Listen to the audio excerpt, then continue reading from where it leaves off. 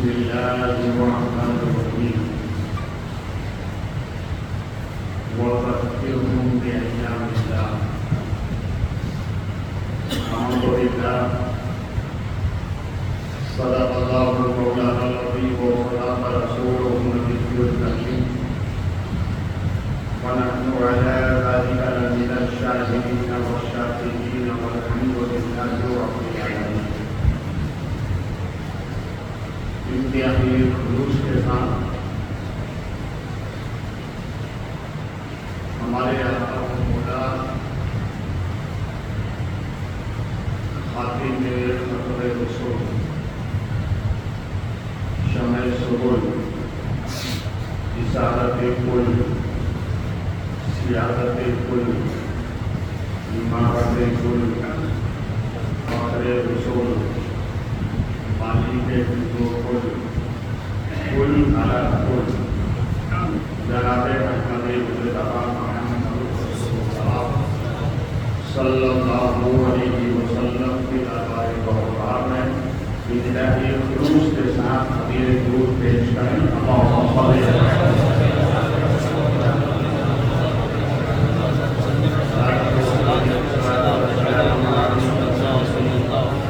یا حبیبی یا رسول اللہ صلی اللہ علیہ وسلم. بہت ہی آسان نسخہ ہے مصیبت سے نکلنے کا. بہت ہی آسان نسخہ ہے مصیبت سے نکلنے کا. درود پاک پڑھنے کی عادت بنا لی جائے.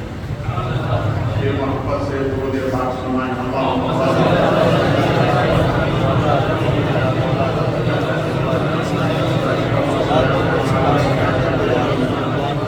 یا حبیبی یا رسول اللہ صلی اللہ علیہ وسلم.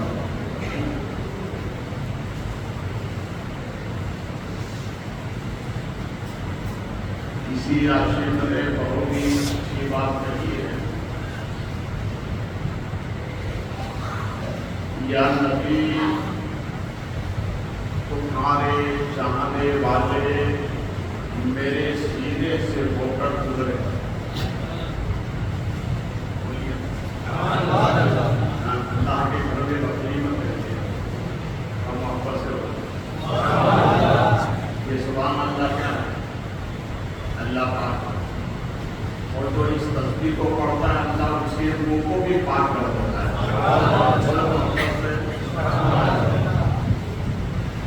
یا نبی تمہارے چاہنے والے میرے سینے سے ہو کر گزرے. یا نبی میں تمہارے شہر کا رستہ ہوں. یا نبی میں تمہارے شہر کا رستہ ہو. مانگے فقط جو تمہارا وسیلہ دے کر. مانگے فقط جو تمہارا وسیلہ دے کر. ایسے درویش کے ہاتھوں کا میں کاسا ہو رہا. خاک کا ملنا خاک ہی کا مقدر تھا تو پھر. خاک کا ملنا خاک ہی کا مقدر تھا تو پھر. یا نبی ایک کرم اور کریں میں خاک مدینہ بنا. بڑی محبت سے دیکھیے آج کا دن ہمارے لیے سید الایام جمعے کا دن. اور اسی مناسبت سے میں نے اس آیت کریمہ کی تلاوت کی ہے. رب کریم کا ارشاد ہمایوں ہوتا ہے وَذَكِّرْهُمْ بِأَيَّامِ اللَّهِ. اور یاد کرو ان دنوں کو جن دنوں میں اللہ نے اپنی نشانیوں کو ظاہر فرمایا. انہیں دنوں میں ایک دن جمعے کا ہے. کون سا دن ہے؟ جمعے کا دن ہے.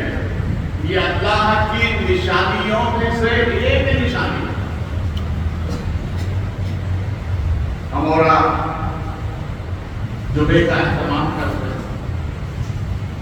आने से पहले तैयारी करते हैं, अच्छे कपड़े पहनते हैं, इत्र लगाते हैं, सुरमा लगाते हैं, बालों को संवारते हैं, टोपी लगाते हैं, कंधे पर रुमाल रखते हैं और गुरुदेव पाठ पढ़ते हुए मस्जिद की तरफ आते हैं।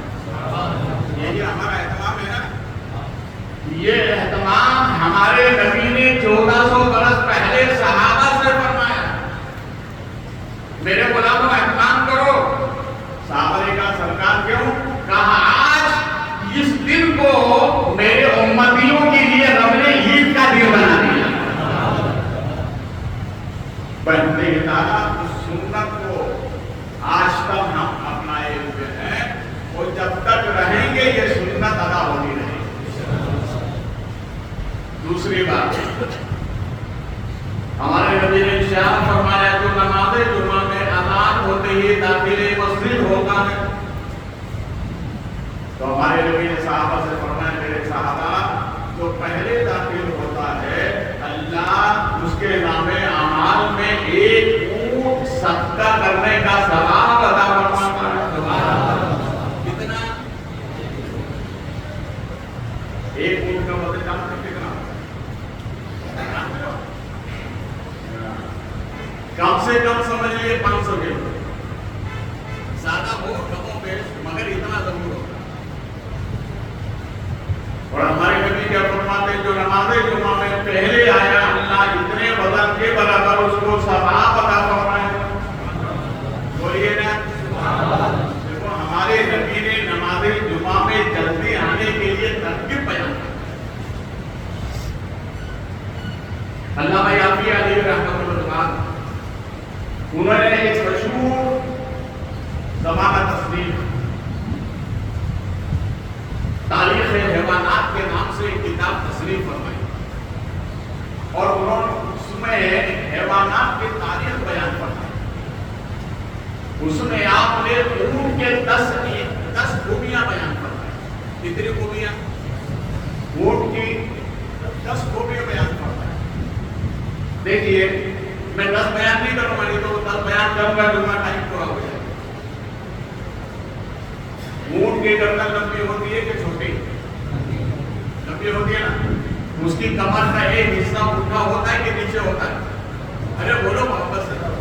उठा होता है ना? क्यों? मैं इसी को बता रहा हूं। आप तमाम चौपाइयों को देखो, तमाम जानवरों को देखो, सबकी कमर सीधी रहती है मगर ऊंट की उठी हुई रहती है। क्या? इसलिए कि इस पर मेरे नबी ने सवारी फरमाया, इसलिए रब ने कमर को ऊंची कर दिया ताकि तमाम जानवरों में पहचाना जाए कि ये नबी की सवारी है। तमाम जानवरों में पहचाना। और सुनिए उम्मत साबिक़ा से लेकर हजरत ईसा तक और वहां से लेकर हमारे नबी की उम्मत तक, जिस नबी की हम उम्मत है, जितने भी अंबिया साबिक़ा हैं, सब उम्मतों में अल्लाह ने हमें सबसे अफजल बनाया। इसलिए बनाया कि हम महबूब की उम्मत है। अरे बोलो ना यार। तो फिर हमारा अमल भी वैसा ही होना चाहिए, हमारा किरदार भी वैसा ही होना चाहिए। तो ऊंट जो है इसकी नजर इतनी तेज होती है, इतनी तेज होती है कि जब ये अंधेरे में किसी रास्ते को देख लेता है ना तो जिंदगी में भूलता ही नहीं। अरे बोलो यार। इसलिए रब ने फरमाया कि ऊंट को इस तरह से देखा, ऊंट में बड़ी खूबियां।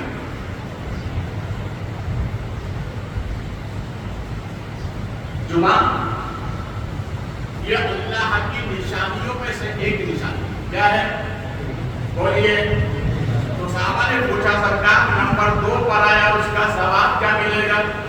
तो नबी ने इरशाद फरमाया जो नंबर 2 पर आता है अल्लाह उसको गाय सदका करने का सवाब अता फरमाता है। बोलिए। गाय ये भी कम नहीं होती ऊंट से, इसका भी वजन बराबर ही होता है, थोड़ा कम ज्यादा होता है। दूसरे नंबर पर نمبر جو آیا اس کو گائے صدقہ کرنے کا ثواب ملے گا. صحابہ نے پوچھا سرکار تیسرے نمبر پر؟ تو نبی مسکرا کر فرماتے ہیں اس کو اللہ مرغی کا ثواب عطا کرنا ہے. کس کا ثواب؟ دیکھو اس سے پتہ کیا چلا کہ تیسرے نمبر پر آنے والا نقصان ہے پہلے نمبر پر آنے والا. بولیے بولو نا یار محبت سے. فائدہ میں نا. اب آپ کب آئیں گے؟ آئیں گے نا. تو کون سا ثواب پائیں گے؟ اونٹ کا کہ گائے کا؟ اگر ہم تو اسی کو کہتے ہیں جو فائدے کا ہی انتظار کریں. تو آپ کوشش کریں نماز تمہاری. ہمارے نبی نے ارشاد فرمایا جو مجھ پر ایک مرتبہ درود پڑھتا ہے. امام بخاری ارشاد فرماتے ہیں کہ ہمارے نبی نے فرمایا جو ایک مرتبہ درود پڑھتا ہے اللہ اس کو 10 نیکیاں عطا فرماتا ہے. کتنے نیکیاں؟ اور نبی آگے ارشاد فرماتے ہیں اس کو بھی امام بخاری نے تحریر فرمایا. وہ فرماتے ہیں کہ نبی نے دوسری حدیث میں بات میں فرمایا کہ جو مجھ پر ایک مرتبہ درود پڑھتا ہے اللہ اس کو 70 نیکیاں عطا فرماتا ہے. کتنی نیکیاں؟ 70 نیکیاں. مگر دیکھیے دونوں حدیث میں تضاد ہو رہا ہے. اور حدیث اسے کہتے ہیں جس میں تضاد نہیں ہوتا. تو ایک میں نبی نے 10 فرمایا ایک میں نبی نے 70 فرمایا. تو اب آئیے اب علماء کرام کی بارگاہ میں آنا ہوگا. آپ کو سمجھ میں نہیں آئے گا. اس لیے علماء کی بارگاہ میں کوئی بھی مسئلہ پوچھے تو ادھر ادھر نہ بھاگا کرو, جاننے والوں سے پوچھا. علماء فرماتے ہیں اس کی ترتیب یہ ہے کہ نبی نے فرمایا جو عام دنوں میں درود پڑھو گے تو 10 کا ثواب ملے گا اور جو جمعے کے دن درود پڑھتا ہے اسے 70 کا ثواب دیا جائے گا. بولو یار ابھی آپ کی مرضی ہے. آپ 10 پڑھو گے 10 کا ثواب پاؤ گے 70 کا. اس لیے جمعے کا دن تمہارے لیے عید کا دن, خوشی کا دن. ہمارے نبی فرماتے ہیں جو عام دنوں میں میرے نبی نے ارشاد فرمایا کہ میرے وصال کے بعد میری امت کے نامے اعمال 2 دن میں ہفتے میں 2 دن پیش کیے جائیں گے. ایک تو پیر کا دن ہوگا ایک جمعے کا دن ہوگا. صحابہ نے پوچھا پھر سرکار؟ تو نبی ارشاد فرماتے ہیں اگر نیکیاں زیادہ ہوں گی تو سجدہ شکر ادا کروں گا اور گناہ زیادہ ہوں گے تو اس کے لیے مغفرت کی دعا کروں گا. دیکھو یہ نبی نے ہمیں ترتیب بیان فرمائی. میرے غلاموں غافل نہ رہنا. یہ عید کا دن کون سا دن ہے؟ بولیے. اب اتنے فضائل آپ نے سنے. اب میں آپ کو تاریخ بتاؤں. 45 جمعے کا دن کیسا ہے ہم اس کو کیسے کمائیں.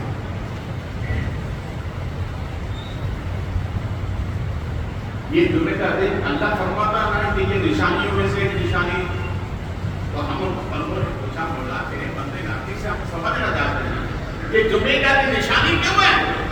تو اللہ نے ارشاد فرمایا اس لیے کہ اس جمعے کے دن میں نے آدم کو پیدا کیا.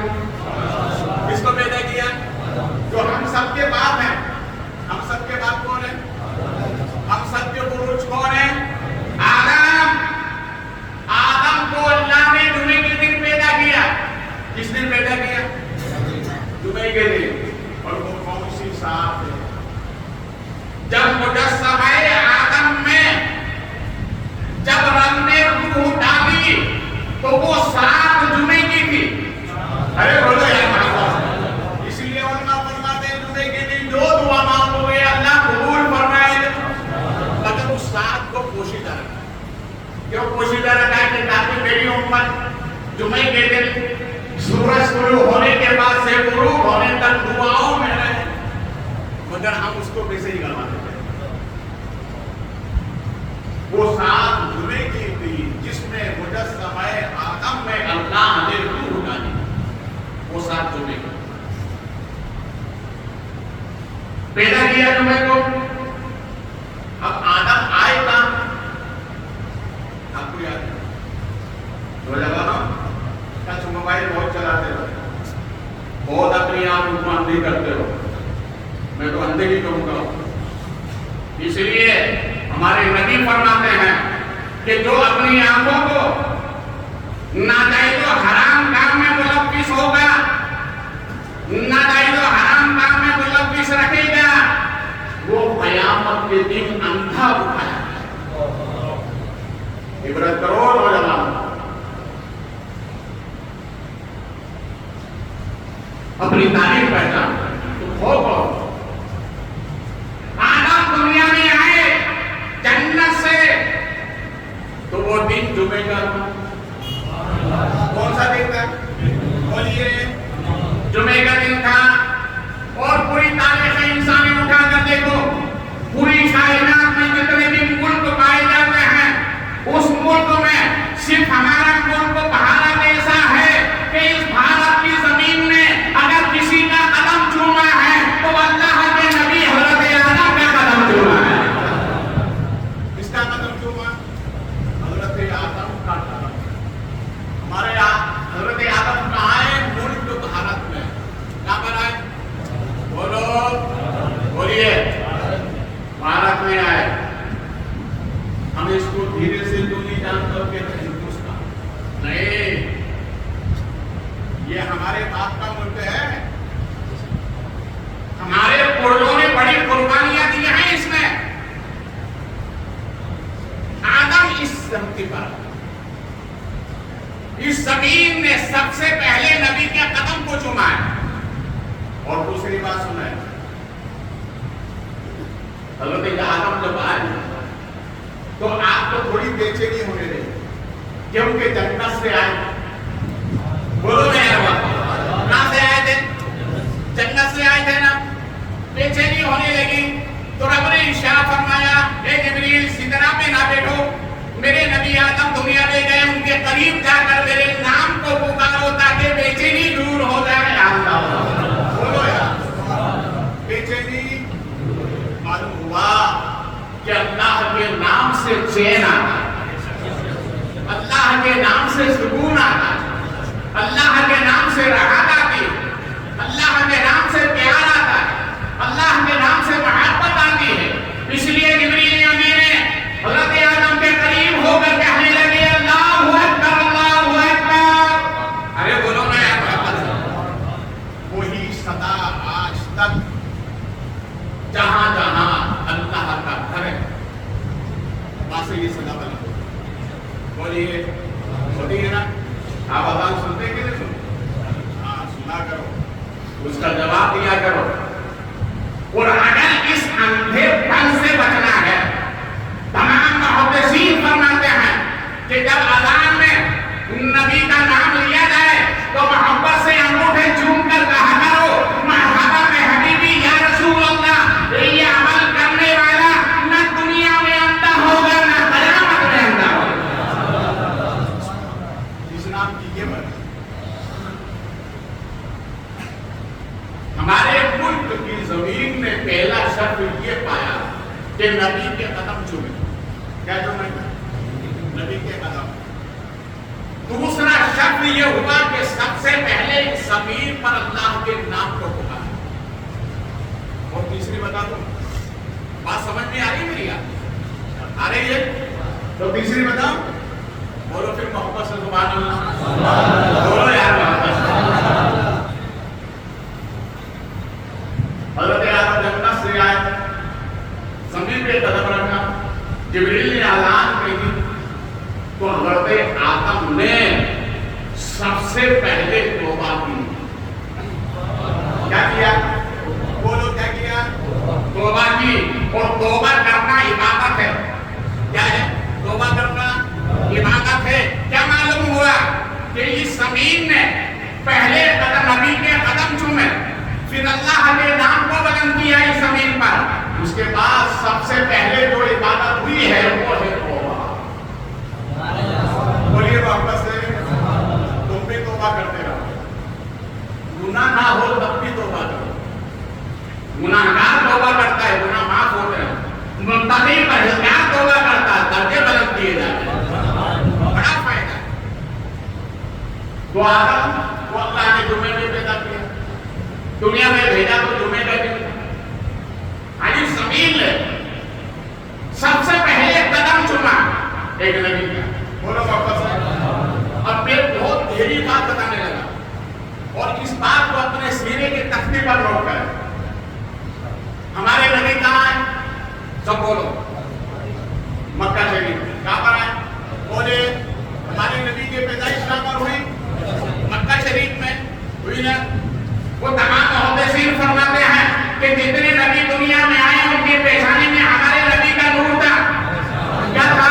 हमारे नबी का नूर था।